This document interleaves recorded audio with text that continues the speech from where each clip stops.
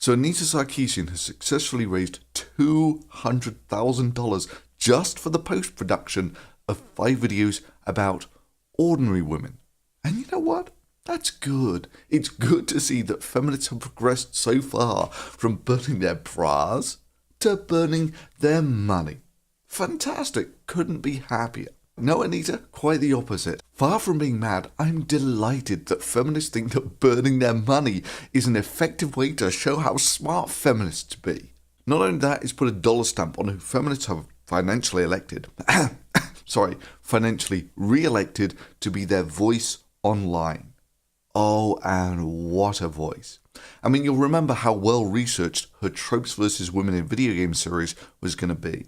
As you might imagine, this project requires an enormous amount of research. This is an incredibly ambitious project because of the scope and scale of the research and production involved. Well, that didn't last long now, did it? I mean, she tried very half-heartedly in somewhere in the middle, about episode 3 or something, to actually back her stuff up with some references. But, you know, they ended up not showing what she claimed, or not being about how sexism is caused by video games, or just being people's opinions on blogs.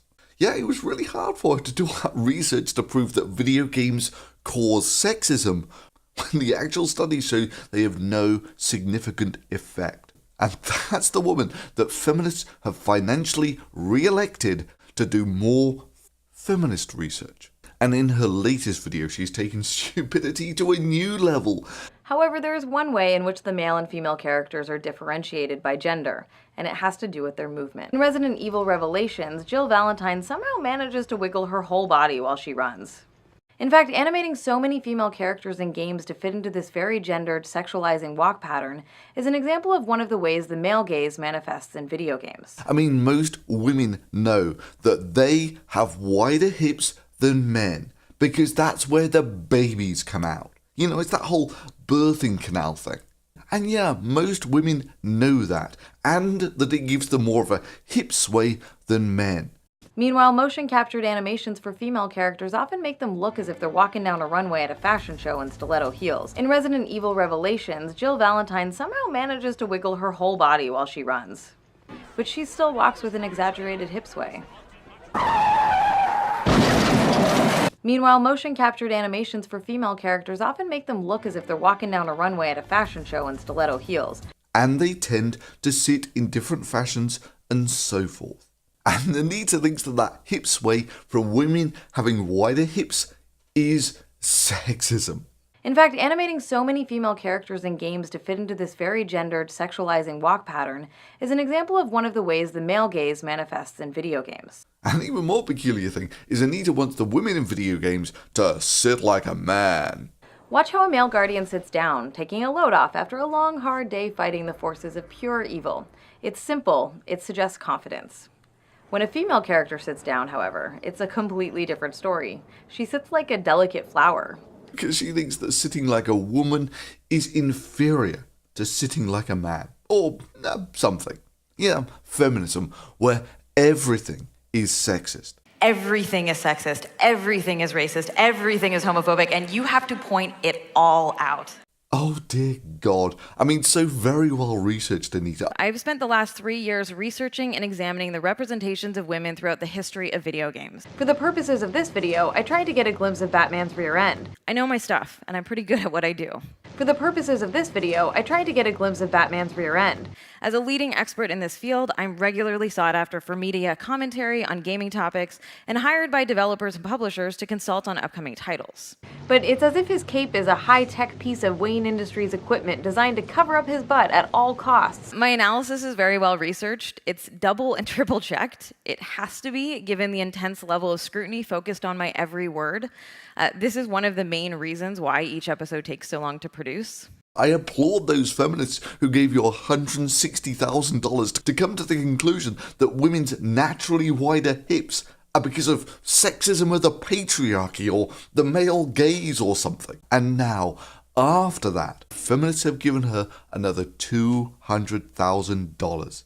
It's a level of public stupidity that beggars belief. It's idiocracy levels of stupidity. So wait a minute. What you're saying is that you want us to put water On the crops. Yes. Water. Like out the toilet? Well, I mean, it doesn't have to be out of the toilet, but yeah, that's the idea. But Brondo's got what plants crave. It's got electrolytes.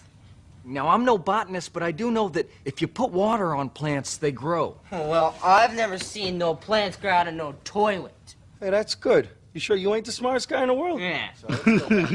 Why don't we just try it, okay? And not worry about what plants crave.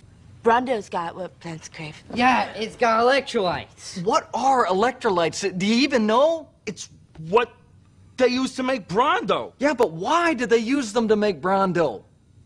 Because Brondo's got electrolytes. I guess the only redeeming thing here is Anita seems to want to quit video games. You know, to cut and run from that cultural area where all the interesting influence is happening.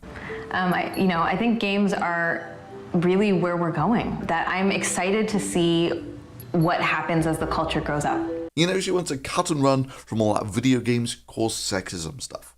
Maybe because reality is seeping into her feminist brain that, you know, they don't cause sexism any more than they cause violence. I am definitely not advocating that there's a one-to-one correlation at all, but I do this work because I think that media matters, right? I think that the media helps to shape our attitudes and beliefs and value systems. And so what does it say about our society when the primary means of conflict resolution in most of these major games are about violence? Oh, fantastic. Let's just remind ourselves of the non-violent conflict resolution in Anita Sarkeesian's proposed game concept, which was, of course, was going to end all of these terrible negative gaming tropes, like violent resolution of conflicts. And while we're on the subject, how did a video stand up to the sexism of the male gaze? The term male gaze was coined in 1975 by feminist film critic Laura Mulvey and refers to the tendency for the visual arts to assume and be structured around a presumed masculine viewer, or in this case, player. The male gaze manifests when the camera takes on a perspective of a stereotypical heterosexual man. An indisputable example of this is when the camera lingers, caresses, or pans across a woman's body. In games, it can be as simple as the in-game camera resting so that a character's butt or breasts or both are center-line. Which brings us on to the most obvious and least observed thing about Anita's position on gaming. Did you ever look at the games she found problematic? Page after page of them. And did you ever notice that all of the games that she hated, they're all games for adults? You know, grown-ups. Games which include a few male gigolos, 24 different non-playable female characters, and their deaths are then used by the developer's open-world environment. Novel-inspired LA Noire earns more points for sex with the courtesan, suspicious number of those achievements, not in and of itself a critical commentary. In the 2010 remake of Splatterhouse, it's implied that the protagonist suddenly shoots her, scenes scattered throughout Mafia 2. Makers have set up a series of possible scenarios, and 4, Metal Gear Solid featured novel centered on the control in games with female protagonists, typically the aim of infusing mature themes into gaming stories. And do you notice anything about all the games that she likes? Nothing, not one single game with an adult rating. These are some of my favorite games. And yet in some gaming circles, playing these games does not make you a real gamer. And that's just a roll on the floor laughing my arse off moment. Anita could have saved us all so much time if she had just come out from the beginning and said that she, as a feminist who has done this $160,000 of research. I've spent the last 3 years researching and examining the representations of women throughout the history of video games. Has come to the conclusion that feminists are just not grown up enough to play games for adults. But let me help the gaming industry out here. You know, something that you might want to give me an award or something for. About how you can immediately make all of the feminists happy. It's simple. All you got to do is modify your gaming labels. So, for instance, the gaming label might read, "This game is for grown-ups. It's not suitable for small children or feminists." Or this game won't traumatize any children over 12. Which means there's about a 5% chance that it won't traumatize Anita Sarkeesian. Indeed, it makes a lot more sense if when you hear Anita talking about games, when she says men, what she really means is adults. It's very male-dominated. That is, the games are very adult-dominated. And I think with that male domination comes... That's where that adult domination comes.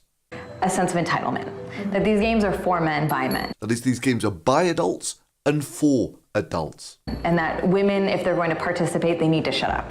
That is, adults really don't give a crap what children, or feminists who want to be treated like children, think about their games. Anyway, I'm going to take this moment of supreme disdain to start a crowdfunder of my own, to get a thermal camera. About 5k gets me something cool. About 30k gets me something with which I can create beauty and make really cool videos. Like, can you really hide from the infrared by covering yourself in mud?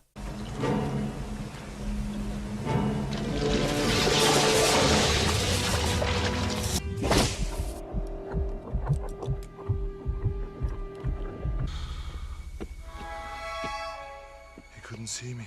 Anything beyond that goes to a high-speed camera, and anything beyond that goes to making metallic uranium, 'cause it'd be fun.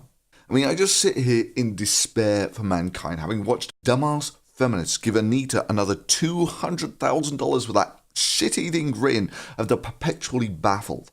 I've watched the government give almost $500,000 in a grant to a university to work out why glaciers are sexist. And then there was that dumbass Triton Gill thing, on which, after admitting all the stuff about the micro compressors and the super lithium battery stuff was all bullshit, and they cancelled the crowdfunder and gave their $800,000 back. They then started a new one with the exact same product, claiming that it was now going to work on liquid oxygen, which is even more bullshit than the first. And even at that, they've raised $300,000 for it. Yeah, I figure that's going to be the first bullshit crowdfunder that I'm going to debunk twice. And hell, why not? I figure I'll do a crowdfunding video to go with this, you know, in the next week or so, something along the lines of, oh, solar freaking thorium roadways. And that they're also solar panels. They generate electricity. They generate capital. They pay for themselves, and they keep paying more because we're not going to run out of sun for like 15 billion years. It's what's going to solve all of the world's problems. Because, you know, that seems like the sort of thing you might need a thermal camera for. Because once, just once, I'd like to see one of these crowdfunding things that wasn't complete bullshit and produces something useful for mankind.